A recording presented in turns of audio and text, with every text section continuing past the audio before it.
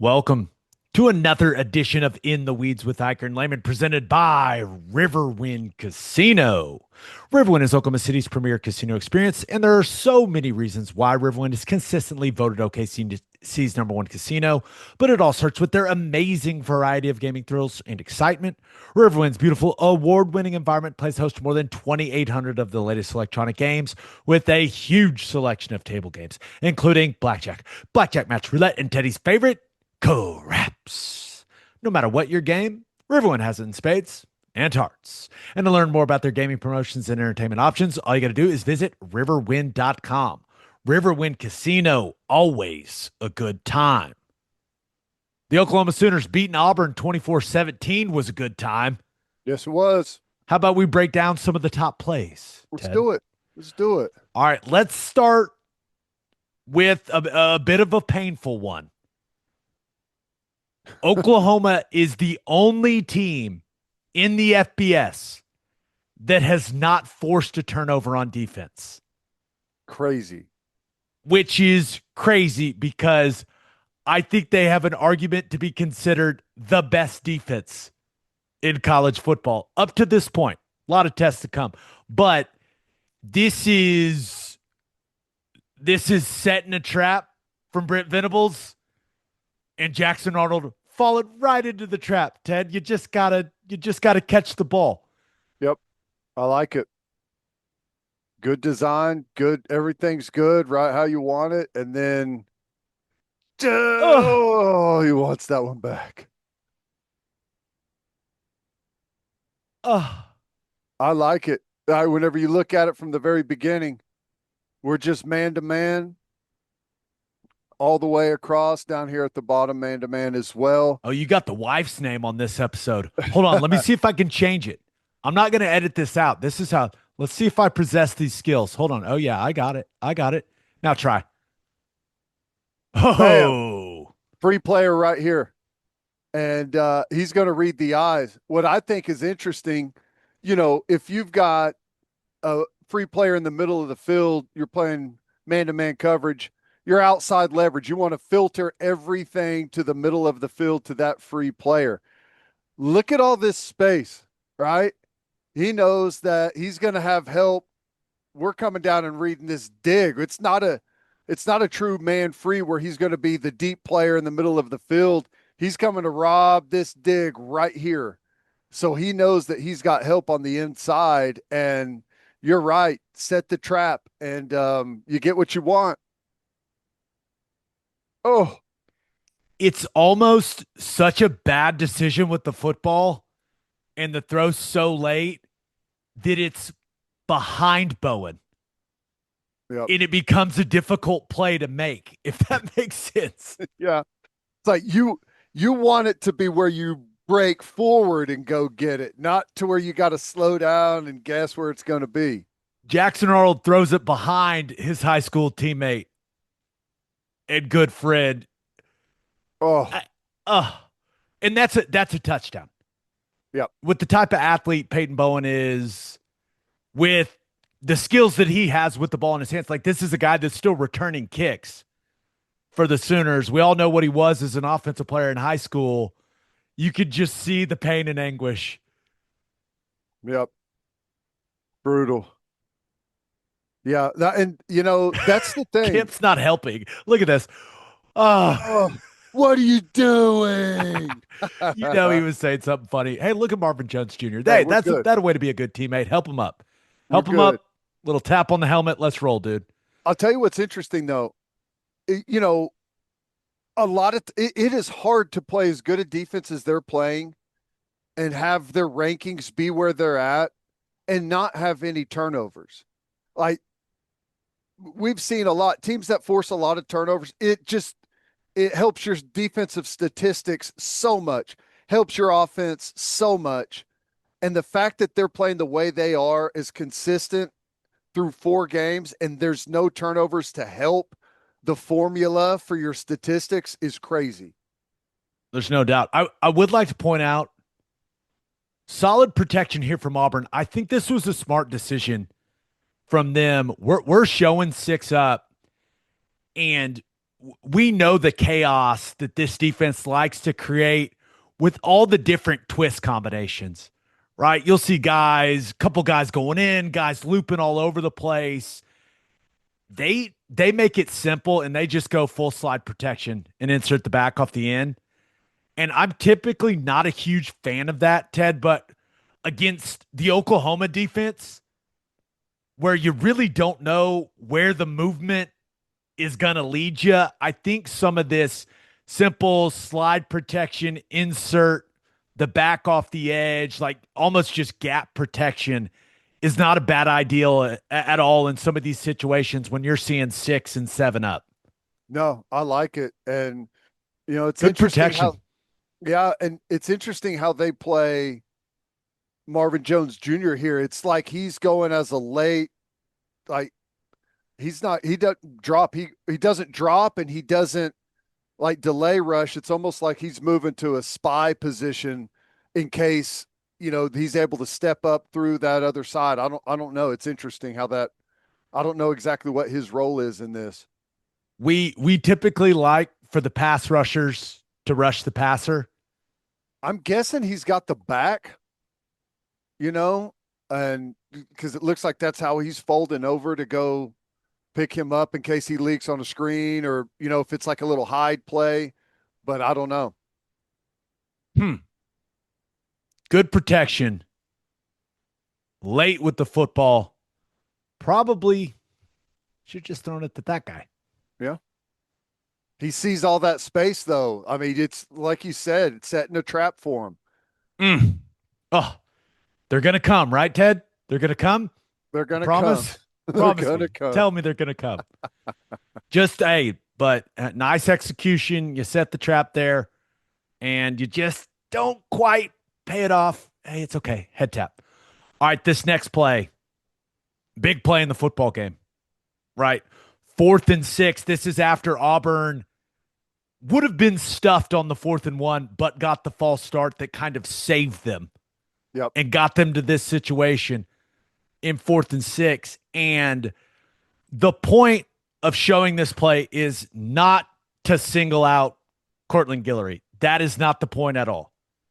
We all know what type of challenge he faced with Cam Coleman in this game. The point is that you have to understand where your help is. You have to understand how to leverage your help. We talk about it a lot when it comes to O-line, D-line play, but it's a big deal when it comes to playing at a high level in the secondary. And this is something that you pointed out on our recap episode, Ted, is he's got Peyton Bowen dropping in to play the slant on Cam Coleman here. That's how you double. That's how you double. Like you mentioned on the recap episode, it's hard to just throw a guy over the top and take away the go ball. You can't stand him out here in the middle of nowhere. Right. It just schematically, it doesn't work. So he comes to take away the in-breaking routes. The problem is when Bowen does that, Guillory jumps inside. That's the problem. That part right there. When he jumps inside, like he's in true man-to-man and not, I know I've got help on the inside routes. Like, I'm assuming that he knows Bowen is there for that. Is that a fair assumption? Yes. Now, I don't know how it works on the sideline because this could be just a true cover one, okay? Where he's the free player in the middle. And they may have had the conversation, hey, if we're going cover one and we're bringing pressure, we need help on the double move, come up and help on the inside.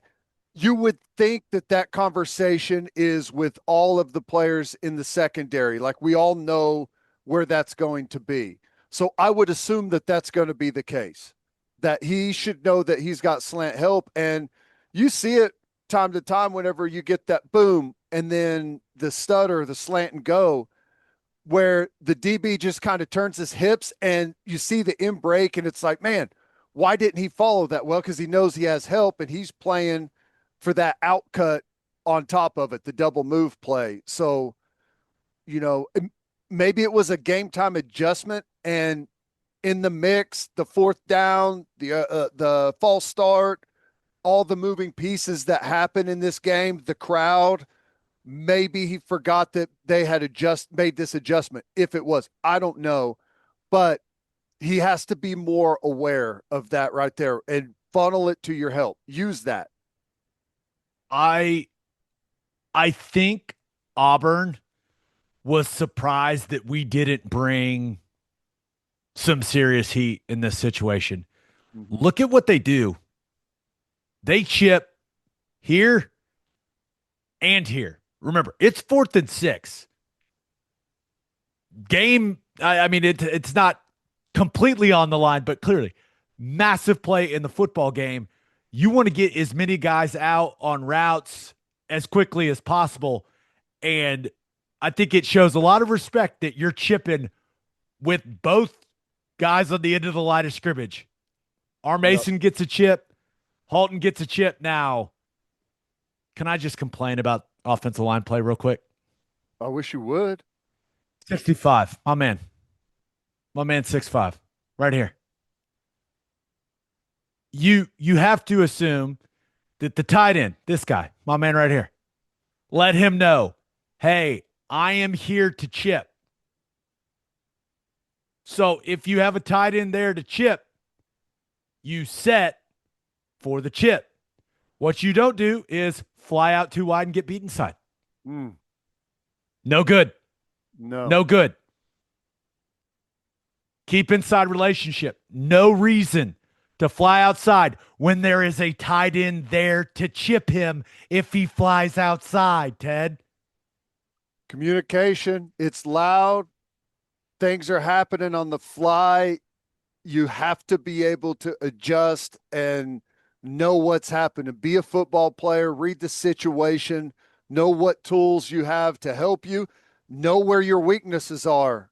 Your weakness in that situation is the inside move. You got help on the outside. You got to play to that. If you can, I mean, the vast majority of being a good football player is using all of your tools around you to help you be successful. Grayson Halton, please be careful going high on quarterbacks. Now, this is not the National Football League, not the same protections, right? But just be careful. Beat him quick inside. I'm to the point where I kind of want our defensive linemen to stop trying to bat balls down and just go strike guys in the chest. That's right. Yep. Because it seems like they're getting in this position a lot, and their face masks are getting awfully close to guys' heads, and I don't want to lose any of these guys because of this stupid targeting penalty in college football. I'm almost to the point where Chavis and Bates need to go, hey, go drill them in the numbers. Yep. It's the risk at this point is becoming too great. I mean, they're trigger happy with that, and you're not going to get a whole lot of leeway if you contact the quarterback's helmet. It's just how it is, unfortunately. Ball's pretty far out of bounds, but when you see, here come the flags. When you see the grab, yep, they're calling that every time they see it. They're going to call that. Yep, especially when it's a caliber of wide receiver like Cam Coleman, and he was having the type of game he was having. Yep, and all that isolation out there, you got probably 3 officials looking at you right there. It's just tough. But again. I just know your help, know where you're at. You've got the athleticism. And then the other part on some of these, trust your ball skills. I think that we get too, and I'm not singling him out. This is defensive backs in general. At some point, you just got to trust. There's a transition to where you start playing the football. And I think that we wait too long in order we don't trust our position enough to go make a play on the football, and we're still worried about the man. And if you don't transition at some point, you're going to get a bunch of PI calls. There's nothing complicated about this next play. There's nothing really to break down. It's just awesome. That's it. This is our Mason Thomas just running through 2 dudes from Auburn and sacking Jackson Arnold for a game-ending safety. And also, let's be real, made a bunch of people with OU minus 6.5 very, very happy. That was an awesome part of this whole deal because I wasn't even thinking about it at the time. I don't know why, but afterwards, that was awesome. What's crazy is look at our defensive line. Like we're all kind of out of sorts. And the reason is it's 4th and 29, and this is your last opportunity in the football game. If you're Auburn, they got a timeout left. They don't take a chance to regroup and see what's going on. And it doesn't matter. You're below the 2-minute timeout. Like, if you don't convert this, the football game is over, whether you keep that timeout or not. So I don't know. I was shocked that they didn't try and reset a little bit, but ultimately doesn't matter. Just an amazing individual effort. It's like he had extra energy late in the game for some reason. Hey, if you go back and watch that rush, I love, when that offensive lineman turns to him and puts both hands, you can expose that inside hand, and he goes right through that and turns him and pushes him right back into the quarterback. Awesome. No help from the guard there. Maybe he's expecting a little inside help. He's got outside help. What's the guard doing? I don't know. And 77's a good player, but hey, man, 32's pretty good pass rusher. You also got a really solid center. Maybe go help the guy. Good reminder. Low man wins. Ooh. And the other thing is like the chip. If you go back, you typically don't want your chipper to shuffle deep into the end zone before he goes to chip. Let's go get on that guy right now and help me out right away. Not designed. And there is an epidemic of chipping in college football when offensive linemen don't know the chip is coming. Yeah. A chip is great when you know it's coming. It's great. If you don't, and running backs are just staying in when they're supposed to be getting out and they're just chipping your guys and knocking them inside, it's not helpful. Well, it's like you go back to the Guillory play on the last one. He's got slant help, but if he doesn't know it, like he can't play his positioning to funnel it there. It's the same thing in this situation. If you don't know you have the help, it's hard to position yourself to use it. School record 10th sack right there. Love for it. A safety to end the football game and to make a bunch of Oklahoma backers very happy. Head coach is happy. Yes, he is. Look at the smile on that guy's face. Drew Hill, look at the intensity in the eyes. Little snarl right there. Jacob Henry clearly has learned entirely too much from his father. Is that the clothesline? Is that what that is? I mean, his dad's a WWE Hall of Famer, so I'm not that surprised. But he comes flying in almost like he's off a turnbuckle, Ted, and just hammers our Mason Thomas. What a moment for that crowd. The reaction was, I mean, that was a pop if I've ever heard one in that stadium, Ted. Incredible. Love that the defense went out there, got it done. Had some problem areas throughout the game, gave some plays up, but hey, here it is. We need you to get this thing done to win the football game, and Auburn goes straight backwards to the end zone. Awesome. And a tip of the cap to Sooner Nation. So many pre-snap issues for Auburn in this game. Look at my man right here. He is getting it in. He is. Look at my man. He is pumped. Let's go. I love it. And we covered. That's a man that had Oklahoma minus 6.5 for sure. You gotta love it, baby. Big play for a lot of different reasons. Oh no, Hugh Freeze isn't pleased. Yeah. It's a tough way for the game to end for Hugh Freeze. I'm sure it was a frustrating day for Auburn's head coach. All right, let's look at a couple plays from OU's offense against Auburn. But first, it's football time in Oklahoma, and you need beef built like our guys on the field. Premium, powerful, and ready to perform. That's Didier Ranch. They're a family ranch right here in Oklahoma, raising and shipping their own beef nationwide. Steak burgers, premium ground beef, and they hand deliver next day to the Oklahoma City metro and surrounding areas. Norman, Moore, Edmond, Yukon, right from the ranch to your doorstep, faster than the Sooner Schooner after a touchdown drive. Premium beef delivered. Visit DidierRanch.com and taste the luxury of tradition. Getting thirsty breaking down this film? Are you tired of boring water? Are your electrolyte packets too salty or full of sugar? We've all been there. That's why we'd like to introduce y'all to Trevi. Trevi is Oklahoma's hydration company that's full of flavor and electrolytes to keep you hydrated throughout the day. Whether you're tackling a wide receiver, that lingering house project, or your daily workout, you need to be hydrated. With Trevi's flavor-filled formula, you don't have to sacrifice taste for functional performance. And Trevi is giving In the Weeds viewers a 20% discount on y'all's first order when you use the code GameDayHydration at drinktrevi.com. Trevi Hydration, a fountain of flavor. Shaner and Franklin's attorneys know a thing or two about drilling, whether it's drilling running backs on the field or drilling wells in the patch. As former collegiate athletes, Shaner and Franklin bring the same discipline and grit to oil and gas law. The Franklin in Shaner and Franklin is Daniel Franklin, my teammate for 4 years at OU. D. Frank's an awesome dude, super smart. From title work to transactions, they hit hard, play smart, and don't quit until the job's done. So when the deal gets tangled in the weeds, trust Shaner and Franklin to do whatever it takes to get you in the end zone. Contact Shaner and Franklin for all of your oil and gas legal needs. All right, looking at a couple of the top plays from OU's offense against Auburn. The angle does not do this throw justice. I'm just going to point that out, but this is one of the best throws of the season from John Mateer. I think it's one of the better throws I've seen in college football this year. And also Kanak is just fearless, man, in the middle of the field. Protection's good, sets his feet, steps into it. And I cannot stress, this is what they call a layered throw, Ted. Oh, yeah. Look at him put it right over the backers, right in front of the safety.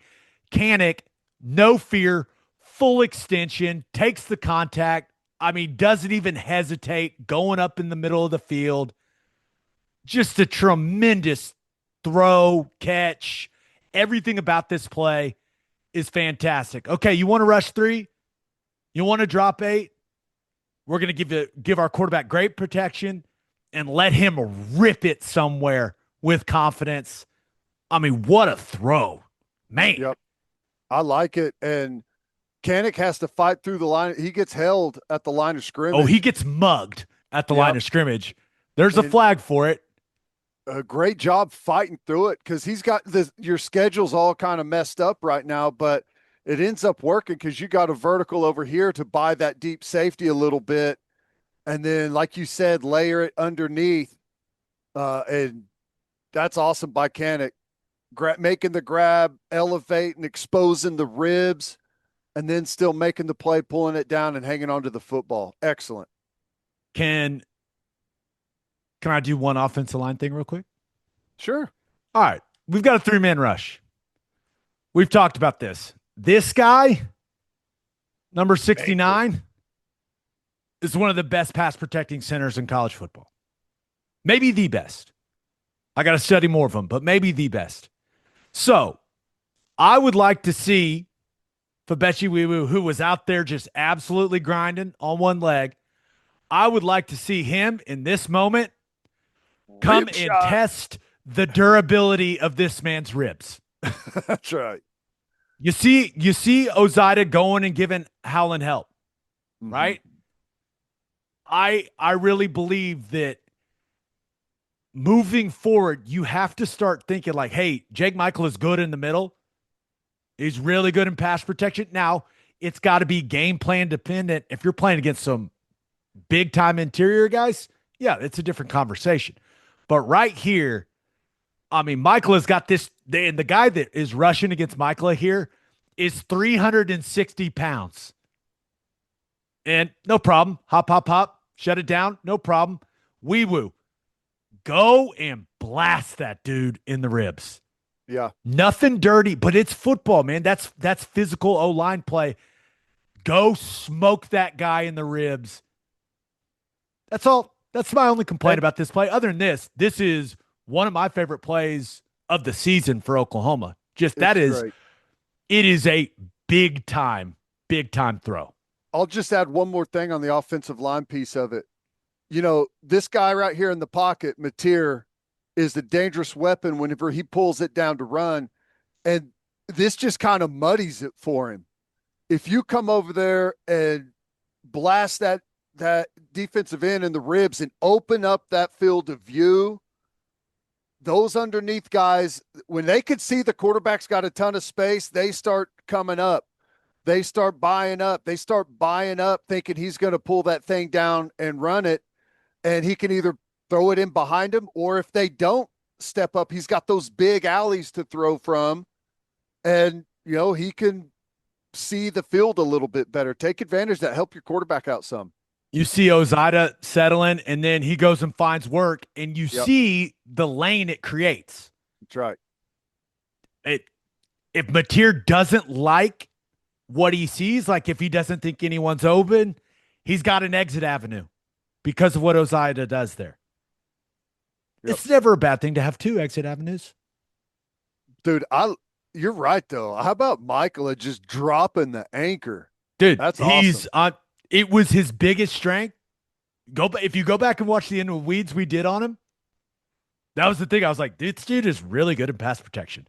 Mm-hmm. And he continues to be very, very good. Just one more time for the throw. Oh. Just over the backers. You got, 5 underneath, Ted? 3 deep, dropping 8, and just an absolute beautiful throw in the middle of the field to Kanak. Kanak's got to have something good for us. Oh, what? He thought about it, and then he's like, he saw the flag. He saw the flag. Yeah. You look at him. Even though he should have known that the guy grabbed him the way he did, but he's like, oh, flag. Can I celebrate? Can I not? What's this all about? He's used to being on defense. He's still got that. It's like they never throw flags on offensive guys. Like he's still playing that defensive mindset. All right, last play for the top plays against Auburn. And this is a formation that we're starting to see a lot from this team. They're getting it empty. Now, in this set, you've got a 3-by-2. You're going to see Torrey Blaylock come over here in motion and kind of shift the numbers here with this formation. So you see him come across. One of the things I don't love is it's 5-man protection. You're in empty protection. They're only bringing 5, and you got a free runner on the quarterback. Mm-hmm. Don't love that. Especially whenever you go back to the very beginning of the formation, if we're man-to-man all the way across right here, and we got a free guy in the middle of the field, and there's a player standing right behind this guy who's looking at the quarterback while he's over this man, pretty good chance he's blitzing. Which is why I think you should send the protection the other way. Yep. Now, I don't know how it's being coached. So, but when Blaylock goes in motion and that guy stays there, if I'm Jake Michael, I'm saying, hey, we're going right. You got time? Yep. Just real quick. Right. And then these guys, that means Logan Howland, Heath Ozida will know they're big on the left side. And those 3, center, right guard, right tackle, are working to the 3 there to the right side. And this should be picked up. John Mateer should not have that right in his face. Yep. That'll come. If the empty protection is the simplest protection in football. 5 people for 5 people. But situations like this where there's motions, you get better at it with reps. Michael, now he knows, like you said, that guy, Blaylock goes in motion, and that's why you got to know the motions. You got to know the formations as a center. He's going in motion. That guy doesn't run with him. He's one of the most dangerous 5 on the field. We're going to that guy. Yeah, it's that simple for me. It is. It would be even simpler if you get to the line of scrimmage and this guy right here sees it beforehand, whenever he sees this alignment, these 2 guys over there, safety coming down right over the top of him. We got a blitzer coming off the edge here. Call that being capped, Ted. Yep. Bill Bedenbaugh taught me that. So I know it's being coached in the room. So Gotcha. I just that's my complaint on this play is John Mateer. I mean, he's exposed right here. That could be big time shot to the ribs right there. Now the guy jumps into the air and doesn't touch him, thankfully. But look at this throw. Whew. I mean, Sategna's just running the classic, what I've always called the inside fade, Ted. Yep. There in the slot. Beat you with speed the outside. There is a big red line on OU's practice fields for this reason. Hey, throw it on the red line. And you can see Sategna, watch his release. He outside releases, but once he gets that, watch him lean back in to get on the red line instead of just push out towards the sideline. He fights that way. He pushes it back in. Then he can separate from the receiver and go make the play late. You go out to OU's practice field, you're going to see a red line right by these numbers down the field. That's not a very straight line. I apologize, people. But you get the idea. And one of the coaching points, like you just mentioned, Ted, is, hey, on these plays, hug the red line. And that way you can adjust to it when he puts it a little outside of you. That's right. Now, if you're close to the sideline and he puts it outside of you, the ball's out of bounds. So hug the red line. And if he misses a little outside, you can adjust and go make a play. And this is a catch. This is a catch, right? No debate here. I'm sure there's not going to be any Auburn fans watch this and go, this is ridiculous. Sategna certainly thought it was a catch. Catch. One. 2, 3. Yeah, and then he knocks it out. Ball out. They're already out of bounds. Play's dead. Caught in bounds. Now, it's not the easiest call you've ever seen, but I think they made the right call. I'm sure there's a very definitive line between the people who think they made a right call and a wrong call. The way that I see it, and the way that I was kind of justifying it being the correct call is if this play would have happened in bounds, let's say Sategna catches it, he stays in bounds up the sideline. The exact same thing unfolds. Would it have been incomplete or would it have been a fumble? Fumble. It would have been a fumble, which means it's a catch. And it goes back to Sategna, the early play in the game, whenever he had the fumble review, he never secures it like he does on this one. Catches it, secures it, 3 steps, and then it comes out of bounds. The one earlier never secures the ball, and it comes out. Ruled incomplete. I'm sure Auburn fans are thrilled. No, they're not easy calls, and I totally understand. Good win. A lot of things happened in that football game, but hey, man, the Sooners are 4-0. Please make sure you subscribe to our YouTube channel. Please like these videos. We're having a lot of fun doing them. So please like them. Tell all your friends about In the Weeds as well. You can also, if you really, really like them, you can share your appreciation down there and give us a super thanks. Other than that, we'll see you next time here on In the Weeds.